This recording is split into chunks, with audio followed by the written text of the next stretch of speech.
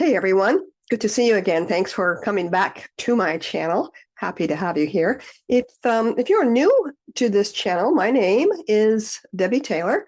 I am a professional hypnotherapist. I'm also a law of attraction coach, and I'd like to talk about all things related to the subconscious mind. And today we're going to be talking about the habit of worry.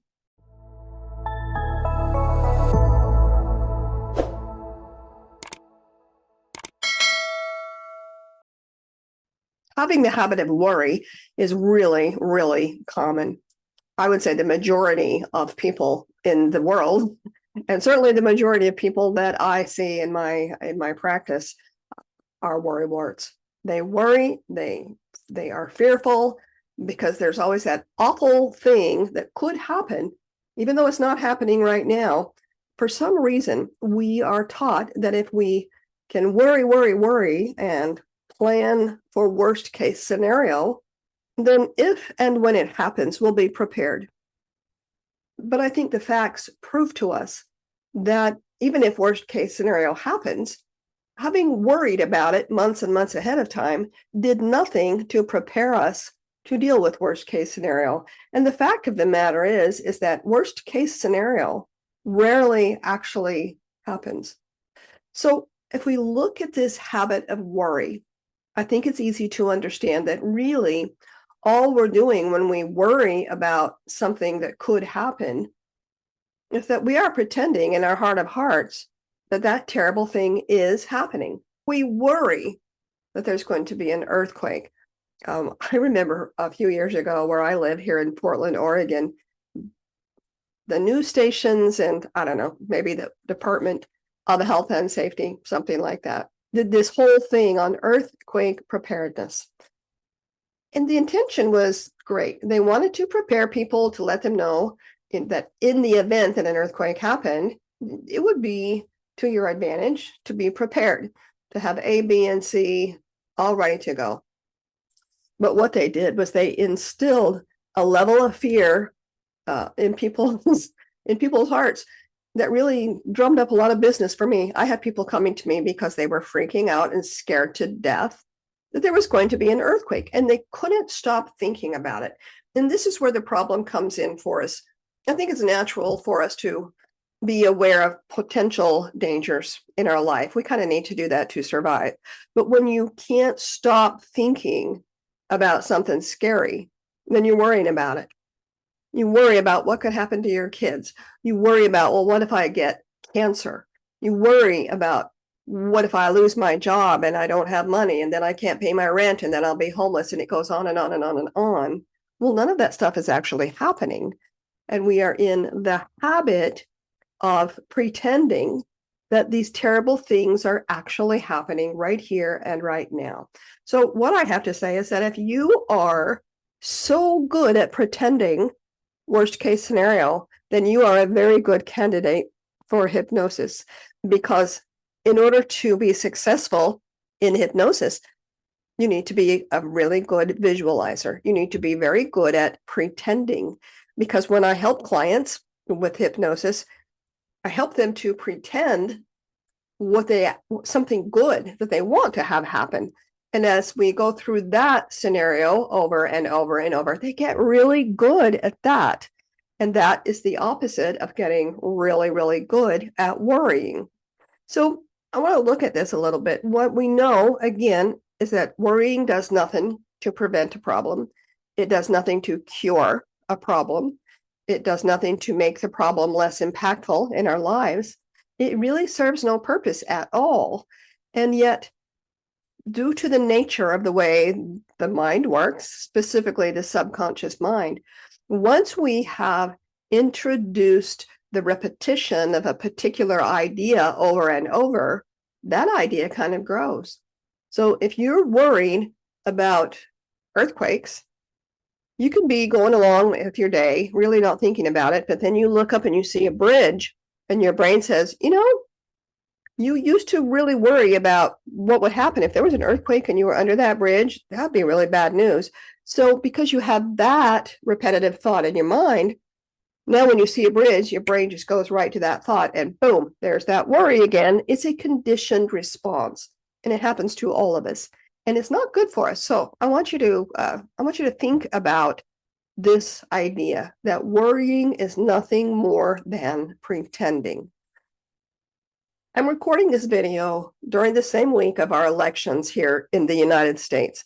Excuse me. And there's a lot of anxiety going on right now. There would have been regardless of the outcome of this election, but there is a lot of anxiety, a lot of fear, a lot of worry, a lot of pretending worst case scenario. And this really got people up in arms over what could happen. All of these things they're worried about. But the fact of the matter is none of those things are happening right now. Does that mean they won't happen? No.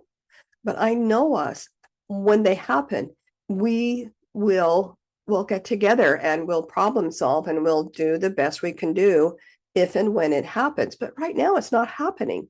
So why torture yourself? Why pretend that the worst possible thing is happening when it truly is not?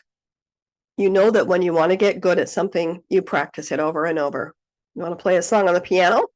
You practice over and over. Repetition, because repetition creates neural pathways in the brain that become the new habit. So you can become good at something you like, or you can become good at something you don't like. And I know that in this case, becoming good at worrying is becoming good at something you don't like. And for some of you, you're pretty darn good at it. I would say that some of you are at the expert level of worry. Some of you can consider yourselves professional warriors, and you may even be Olympic champion gold medal warriors. You know, you are the top of the heap. You are the best warrior in town. But what does that bring you? Nothing but health issues, emotional issues, relationship issues. It's very distracting to be scared and to be worried all the time. So I want to tell you a little story about this, because I think this really, really hits home when we think about the habit of worry. And as I mentioned, worrying is nothing more than pretending. So are you ready? You want to hear this? Get settled in, get comfortable. And as I relate this story to you, I'm going to ask you to really tune in to the emotional state that you are feeling as you listen to this story. Are you ready? So we'll start by pretending that you go to the mailbox and you open it up, and there's this beautiful envelope. It's got little gold decoration around it and everything, and you open it up, and it is a magical free pass for you to spend one entire day in a magical fairyland of your choice. Let me explain. In this magical fairyland that you get to go to for a day, it truly is magical. Any kind of fantasy that you can imagine is going to happen for you in this magical fairyland. If you want to fly, you just think about it and boom, you're flying. No matter what you want to eat, you just think about what would sound good to eat right now, and it's right there in front of you. And it tastes better than it ever has in your life. So, are you ready? You've got the certificate, you've got the time off work, everyone knows where you're going, you're going to be gone for the day. So you leave your cell phone in the car and you drive there and you park and you go into this magical fairyland.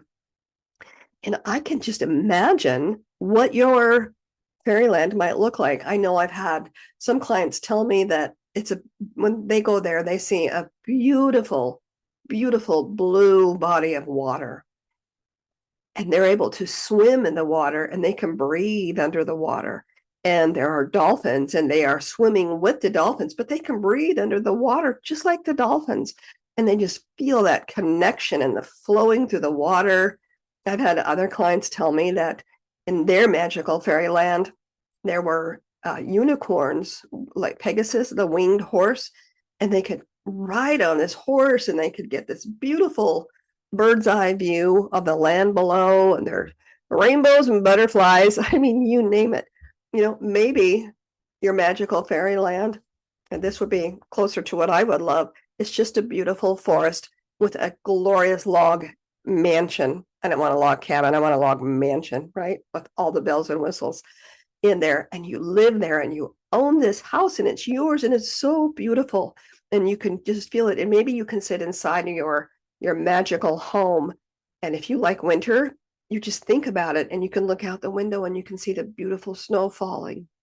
Or maybe you're sitting on a beach someplace and it's the perfect temperature and there's palm trees and there's white sand and you can jump in the ocean and swim in the ocean and breathe under the water. Go to town with this. Can you feel the fun and the joyfulness of being in this magical fairyland? One of my favorite parts is this idea that if you're hungry, you just think about something good to eat and it appears right there in front of you. Wouldn't that be delightful? What would you have? And just know that whatever you choose is going to taste so delicious. Just absolutely wonderful. Maybe you've got little squirrels in your hands, chipmunks, you can pet the rabbits, maybe you like grizzly bears or polar bears, and they're friendly and they're cuddly and just have the time of your life because this is your day in this magical fairy land. Isn't it just glorious?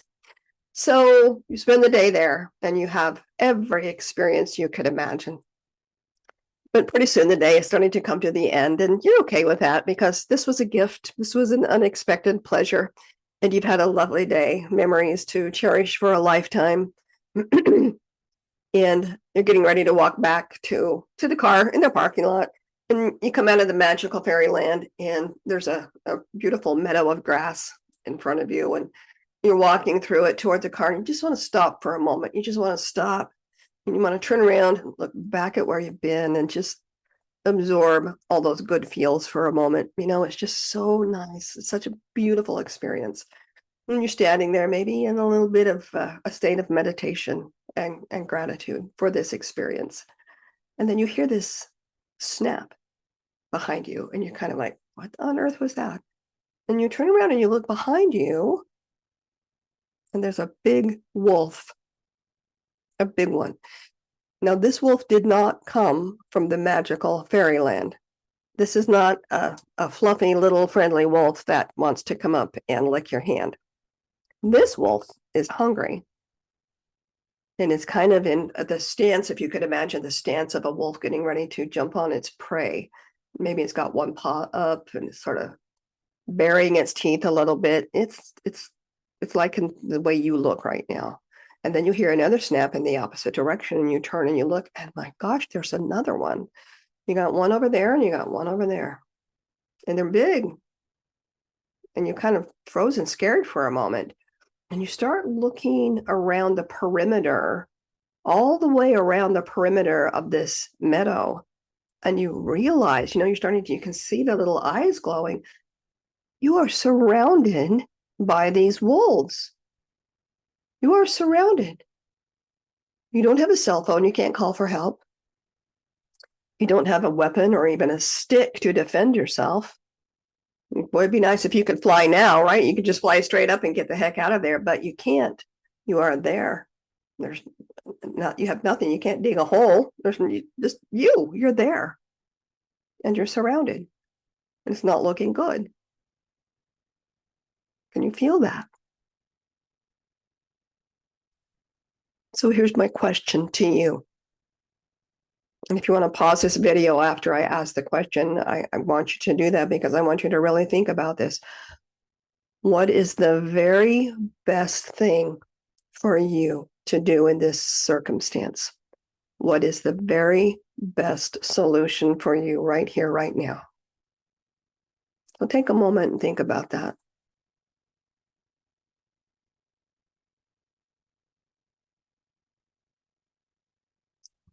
I know you're coming up with lots of ideas.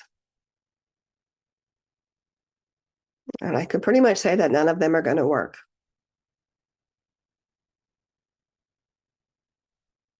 Are you ready for the answer?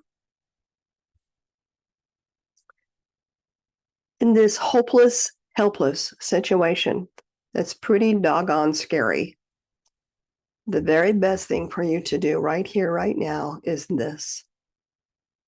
Stop pretending. Yes. Stop pretending. It was just a story.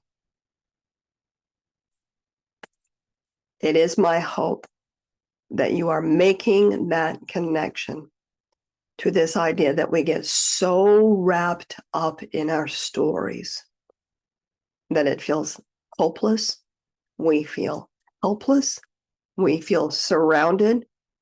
We feel defeated and scared.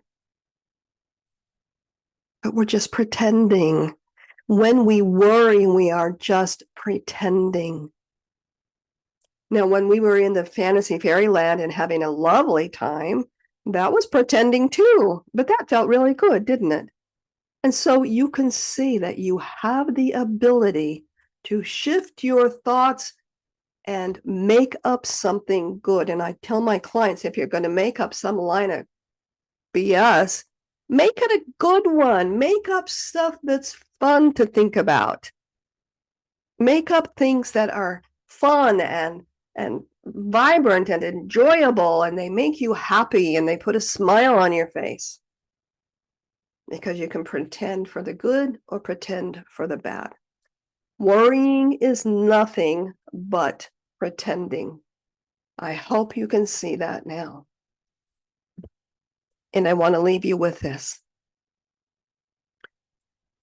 I want to tell you that you can break the habit of pretending, the worst case scenario, by intentionally focusing on what is happening right here, right now, in the present moment. Right now, you're okay. Right now, you're okay. What would you like to have happen? What would be delightful to have happen? Make up a good story. If you're going to make stuff up, make it good. And when you catch yourself feeling worried, feeling scared, surrounded, hopeless, fearful, I want you to tell yourself and remind yourself there are no wolves.